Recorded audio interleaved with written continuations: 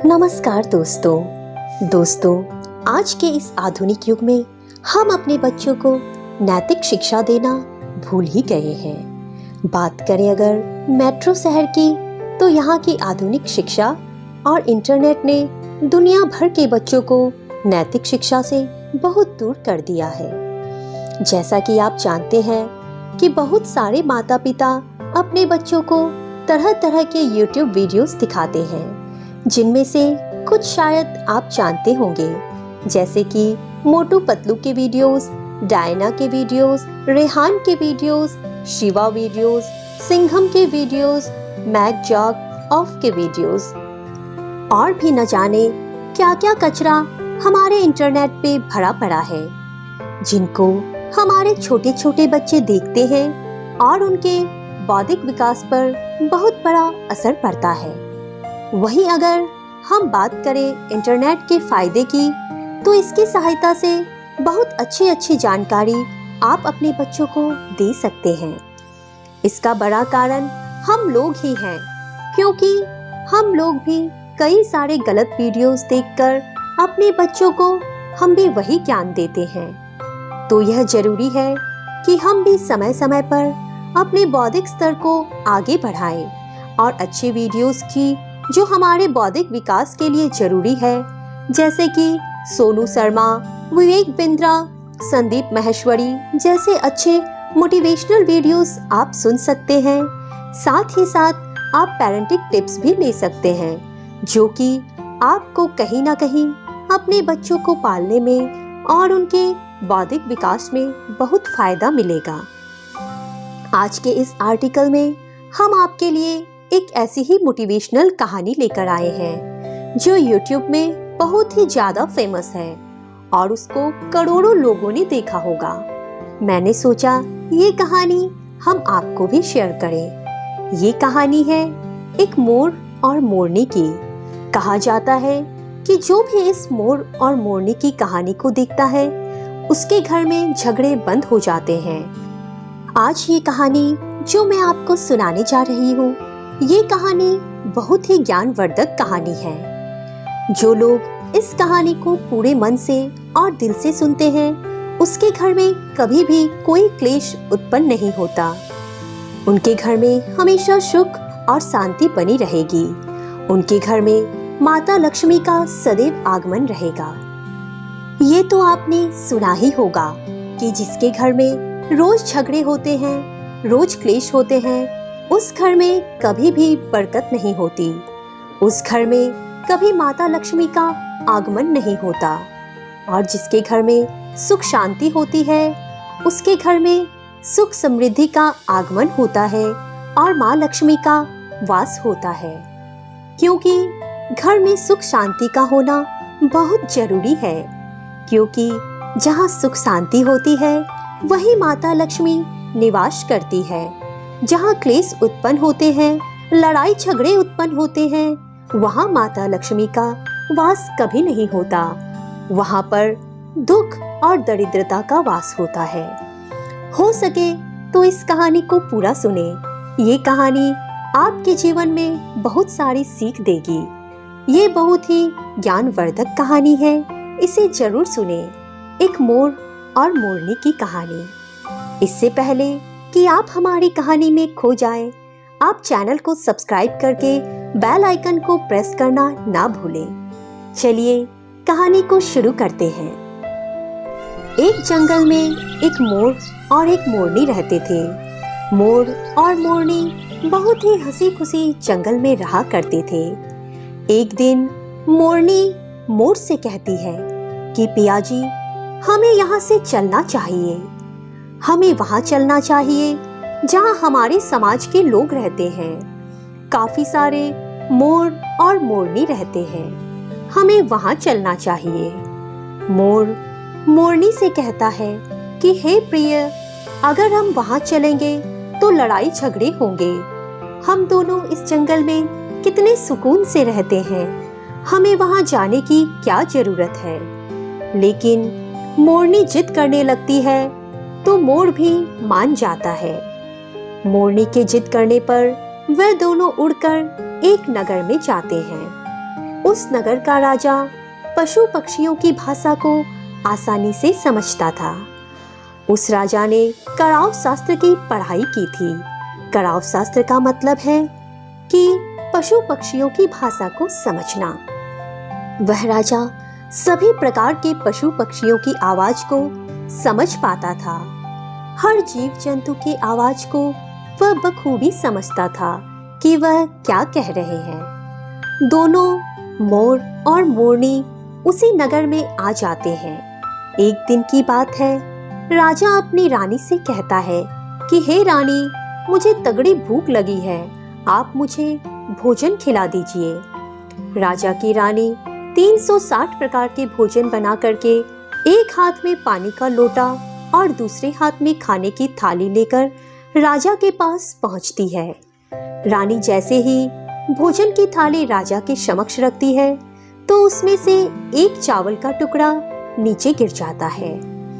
वहीं पे कुछ चींटियां घूम रही होती है तो एक चींटी चावल के टुकड़े को लेकर वहां से जाने लगती है। राजा बैठा इन सब घटना को देख रहा था। उस चींटी के पास में तुरंत ही एक बड़ा चींटा आया और वह चींटा उस चींटी से कहता है कि हे प्रिय, ये चावल का टुकड़ा तुम मुझे दे दो और तुम वापस जाओ, उस राजा की थाली से दूसरा चावल का टुकड़ा लेकर आओ। उनकी बातों को राजा पूरी तरह से सुन रहा था, क्योंकि राजा हर जानवर पशु पक्षी की भाषा को समझ सकता था। चींटी चींटा से कहती है कि मैं नहीं जाऊंगी, लेकिन चींटा के जिद करने पर चींटी फिर से जाने की कोशिश करती है, लेकिन आधे रास्ते से वापस चली आती है और चींटे से कहती है कि मैं नहीं जा पाऊंगी, क्योंकि हो सकता है कि राजा को पता चल जाए और राजा मुझे मारे। उधर राजा उन दोनों को ही देख रहा था तो चींटा को इस बात का पता चल गया कि राजा हमारी बातें सुन रहा है और चींटा को भान हो जाता है कि राजा हमारी बातों को समझ रहा है। चींटा फिर चींटी से कहता है कि देखो, लगता है राजा हमारी बातों को समझ रहा है। राजा ने हमारी बातों को सुन लिया है, इसलिए वो हमें ही देख रहा है। चींटी चींटा से कहती है कि अगर राजा ने हमारी बातों को सुन लिया है, अगर ये बात राजा किसी और को बताएगा तो उसी समय पत्थर का बन जाएगा। राजा चींटा और चींटी की बातों को बहुत ध्यान से सुन लेता है और समझ लेता है। राजा इस बात को सुनकर हंसने लगता है। राजा को हंसी आने लगती है। जैसे ही राजा को हंसी आती है, उधर राजा की रानी रसोई से बाहर आती है। वह जैसे ही रसोई से बाहर निकलती है, राजा उसे हंसता हुआ दिखाई देता है। रानी राजा को हंसते हुए देखकर सोचने लगती है कि शायद मुझसे कोई गलती हुई है, इसलिए राजा साहब हंस रहे हैं। रानी राजा के पास आती है और कहती है कि हे महाराज, क्या मुझसे कोई पाप हुआ है? क्या मुझसे कोई गलती हुई है कि आप इतने जोर जोर से हंस रहे हैं? राजा रानी से कहता है कि नहीं नहीं, ऐसी कोई बात नहीं है, मुझे बस ऐसे ही हंसी आ गई। रानी जिद करने लगती है और कहती है, आपको मुझे बताना ही पड़ेगा कि आप क्यों हंस रहे थे।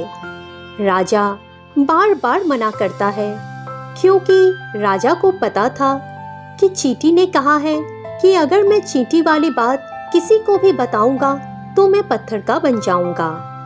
इसलिए राजा रानी को ये बात नहीं बताना चाहता था, लेकिन रानी बार बार जिद करती है और कहती है कि आपको मुझे बताना ही पड़ेगा कि आप क्यों हंस रहे थे। अगर आप मुझसे सच्चा प्रेम करते हैं, अगर आप मुझे अपनी रानी समझते हैं, तो आपको यह बात बतानी ही होगी।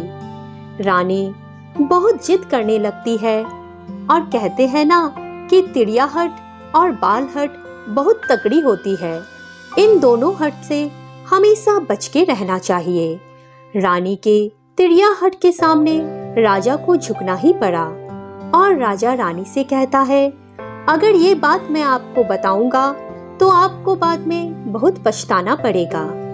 रानी कहती है कि अभी तो आप कह रहे थे कि कोई बात नहीं है और अभी आप कह रहे हैं कि मुझे पछताना पड़ेगा। रानी कहती है जरूर कोई तगड़ी बात है। फिर रानी और ज्यादा जिद करने लगती है। तब राजा कहता है कि ठीक है, अगर आप नहीं मान रही हैं तो चलिए मैं किसी जंगल में आपसे ये बात बताऊंगा। राजा रानी दोनों रथ पे सवार होकर के जंगल के लिए निकल जाते हैं। जैसे ही वो घनघोर जंगल में पहुंच जाते हैं तो अब राजा सारी बात रानी को सुनाने लगता है। जैसे ही राजा थोड़ी थोड़ी बात अपनी रानी को सुनाता गया, वैसे वैसे वो धीरे धीरे पत्थर का बनता गया। जैसे राजा आधी बात रानी को सुनाई, वो आधा पत्थर का हो गया। राजा फिर रानी से कहता है, हे रानी, मैं धीरे धीरे पत्थर का बनता जा रहा हूँ, तुम बाद में बहुत पछताओगी।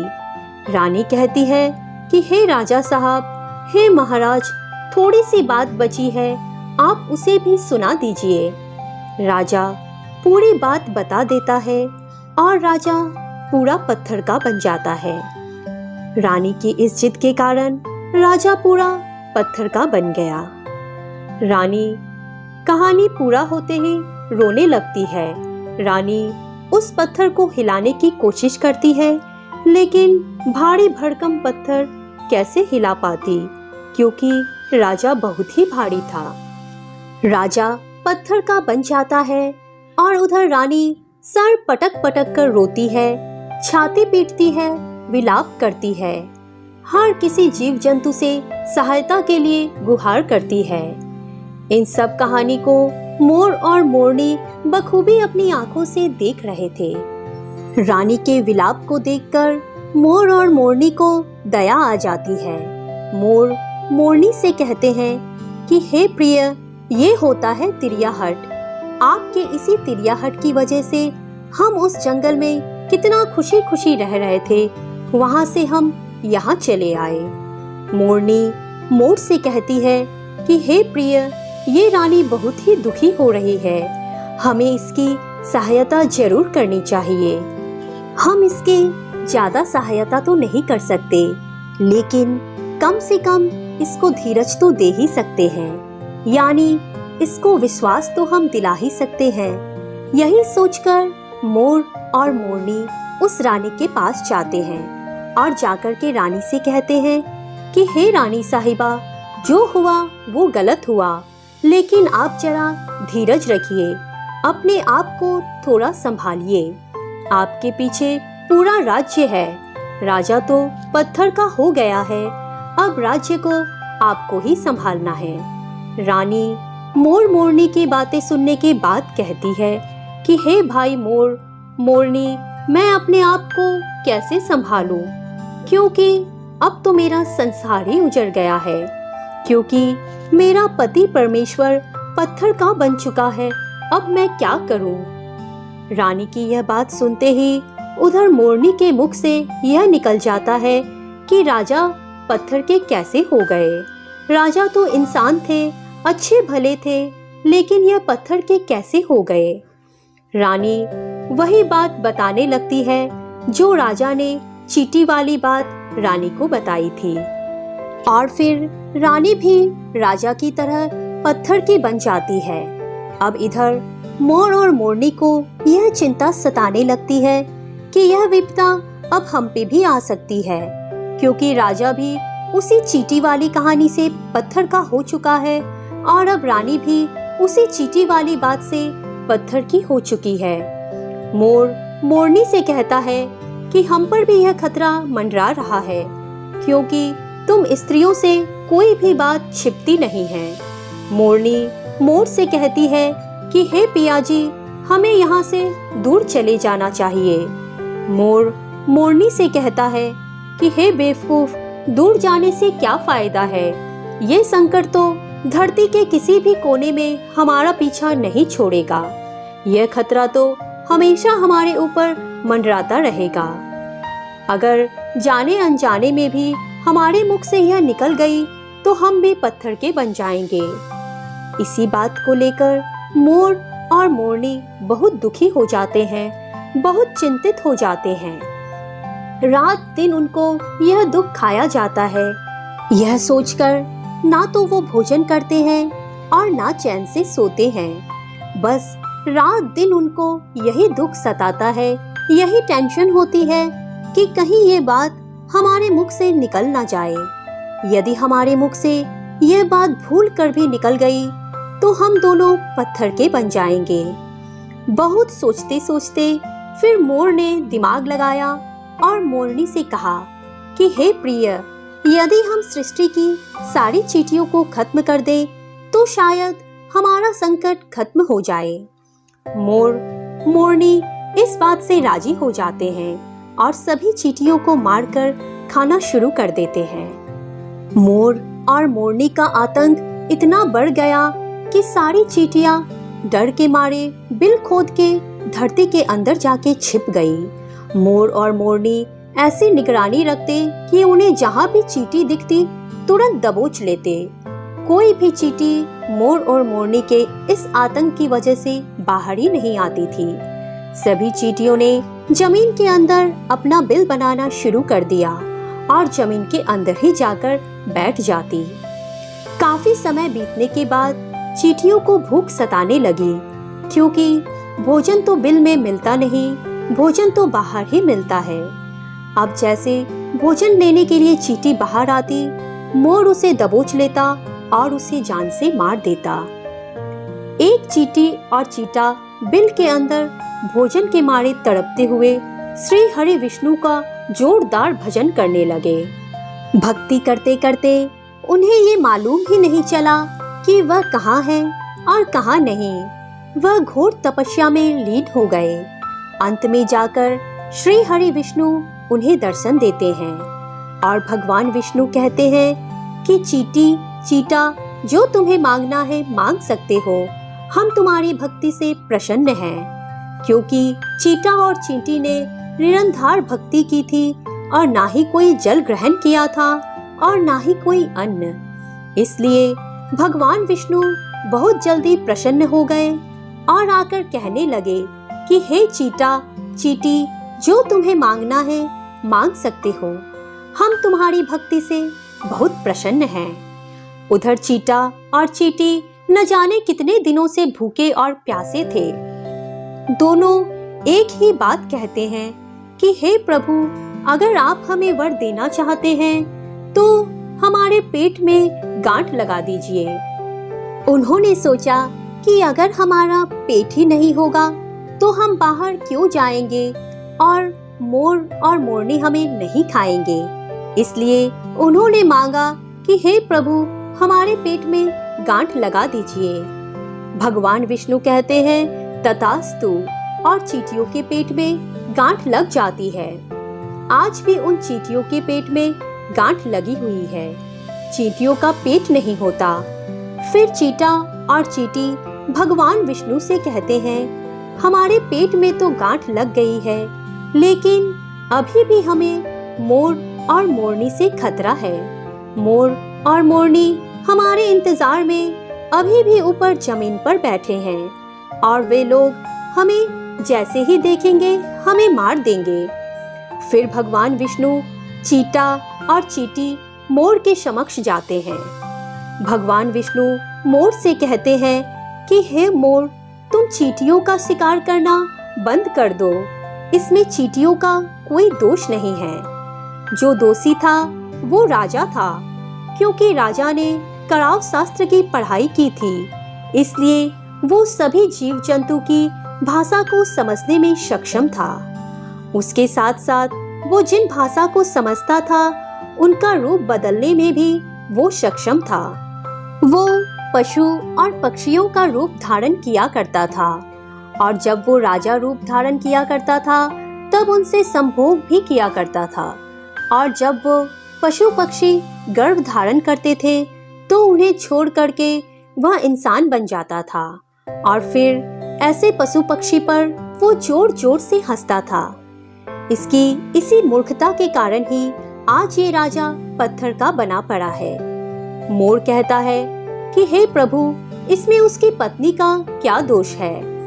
तब श्री हरि विष्णु कहते हैं, क्योंकि उनकी पत्नी भी उनके इस पाप में भागी है, क्योंकि उनकी पत्नी अगर उनको रोकती तो वह इतना बड़ा पाप नहीं करता, इसलिए उनकी रानी भी इस पाप में भागीदारी है, इसलिए आज वो भी पत्थर की बन चुकी है।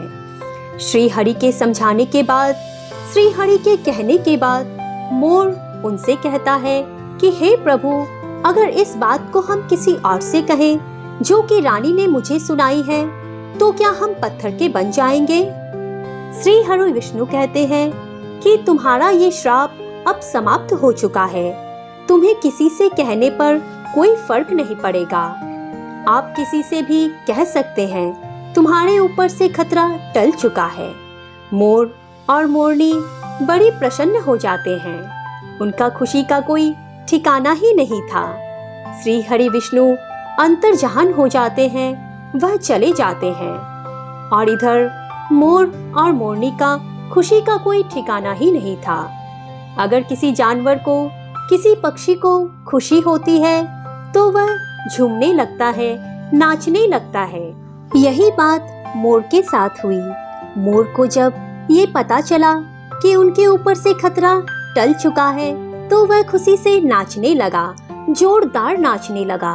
उसकी खुशी का कोई ठिकाना ही नहीं था, वह खुशी के मारे पागल हो रहा था। फिर जैसे ही मोर खुशी के मारे अपने पैरों के नीचे देखता है कि फटे बदसूरत पैर मोर के कैसे बने हुए थे, मोर अपने पैरों को देखकर रोने लगता है। मोर सोचने लगता है कि पहले मेरे पैर इतने सुंदर थे, लेकिन आज इतने फटे और गंदे कैसे हैं। मेरा पूरा बदन सुंदर है, लेकिन मेरे पैर इतने फटे और बदसूरत कैसे हैं। मोर के पैरों के फटने का कारण चींटी खाना था, क्योंकि उसने बहुत सारी चींटी मार मार कर खाई थी, इसलिए उनके पैर फट गए। आज भी कोई इंसान अगर चींटी खाता है तो उसके शरीर में छोटे छोटे दाने बन जाते हैं। यदि आप ज्यादा मात्रा में चींटियां खाओगे तो आपका बदन भी फटने लगेगा। आपने सांप की केंचली को तो देखा होगा। सांप भी केंचली क्यों छोड़ता है? क्योंकि सांप चींटी खाता है और इसलिए उसका शरीर फटकर उतर जाता है, अलग हो जाता है। इसी तरह से मोर के पैर भी फट गए थे, वो अब बदसूरत हो गए थे, इसलिए मोर अपने पैरों को देखकर जोर जोर से रोने लगा। मोरनी मोर को धीरज रखवाती है और कहती है, जो हुआ सो हो गया, रोने से क्या होगा। मोर नाचता और जोर जोर से रोता। इधर मोरनी मोर को धीरज रखवाती और उसके आंसू को नीचे गिरने से रोकती है, लेकिन रोक नहीं पाती, क्योंकि मोरनी के हाथ तो नहीं है, लेकिन अपनी चोंच से एक एक आंसू को उठाती और अपने मुख में रखने की कोशिश करती, लेकिन कितना अपने मुख में रखती, सीधे मोरनी के पेट में चले जाते। इस तरीके से हर बार मोरनी मोर के आंसू को रोकती और मोर नाचता और खूब जोर जोर से रोता। मोर के आंसू को देखकर और मोरनी के प्यार को देखकर भगवान श्री हरि फिर से दर्शन देते हैं। मोर और मोरनी को आशीर्वाद देते हैं और कहते हैं कि तुम्हारा प्रेम ऐसे ही सदैव बना रहे। इस आशीर्वाद की वजह से अब इसे आशीर्वाद समझिए या श्राप, इसकी वजह से मोर कभी संभोग नहीं कर पाता, क्योंकि मोर जब नाचता है उसके आंखों से आंसू गिरते हैं और उन आंसू को मोरनी चूसती है और उसी आंसू के कारण मोरनी गर्भवती हो जाती है। भगवान श्री हरि मोर और मोरनी को आशीर्वाद देते हैं और कहते हैं कि तुम्हारी भक्ति धन्य है और तुम धन्य हो। एक समय ऐसा भी आएगा कि तुम्हारे पंख को हम मुकुट बनाकर धारण करेंगे। इसलिए कहते हैं कि जब श्री कृष्ण के रूप में श्री हरि धरती पर आते हैं तो वह मोर का पंख अपने मुकुट में धारण करते हैं। दोस्तों, आशा करती हूँ कि आपको ये कहानी पसंद आई होगी। इस कहानी से आपको जरूर कोई अच्छी सीख मिली होगी। इस तरह की और भी मोटिवेशनल स्टोरीज जानने के लिए जल्दी से हमारे चैनल को सब्सक्राइब कर दें और बेल आइकन को जरूर प्रेस करें। और अगर आप भी सच्चे कृष्ण भक्त हैं तो कमेंट में जय श्री कृष्ण जरूर लिखें। धन्यवाद।